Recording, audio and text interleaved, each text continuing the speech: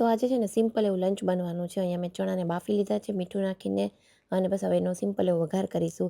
તેલ મૂક્યું છે, એમાં રાઈ, જીરું, હિંગ નાખી અને ચણા નાખી દીધા છે બાફેલા, જેમાં લીમડો થોડોક એડ કર્યો છે અને લસણની પેસ્ટ પણ એડ કરી દીધી છે. હવે અહીંયા અંદર હળદર, ધાણા જીરું અને ચટણી પાવડર એડ કરીશું. સારી રીતે મિક્સ કરી અને એમાં થોડું પાણી નાખીશું, કેમ કે અમારે રસાવાળા થોડા કરવા છે એટલા માટે. ઢાંકી અને 5 મિનિટ પકાવશું આવી રીતના. તો જો સરસ મજાનો મસાલો છે એકદમ ચડી જશે. ઉપરથી લીંબુ અને ધાણા નાખી અને ગરમા ગરમ સર્વ કરીશું. સો ચાલો, જો અમે લોકો અમદાવાદથી પાછા આવી ગયા છીએ અને આમ તો અમે ત્યાં ઘરે જ જમતા હતા, બટ દિવસમાં એકાદી વાર તો એવો ટાઈમ આવી જતો હતો કે પછી બહાર જ લંચ કે ડિનર લઈ લેતા હતા. એટલે આજે તો એકદમ સિમ્પલ એવું ઘરનું જમવાનું બનાવ્યું છે. તો જો બધું જ બનીને રેડી છે. ચાલો ફટાફટથી જોઈ લઈએ આજનું આપણું લંચમાં શું બન્યું છે. તો જો અહીંયા શાક તો આપણે જોઈ લીધું, ચણાનું શાક બનાવ્યું છે.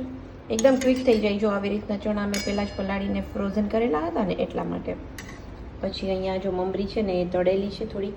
ગરમા ગરમ ભાત કર્યા છે, રસ છે, મરચાં છે, અહીંયા જો કાકડી સુધારીમાં છે, રોટલી. તો જો આ તો એકદમ સિમ્પલ આજનું આપણું લંચ. તમારા ઘરે શું બને છે અત્યારે કમેન્ટ કરીને કહી દેજો.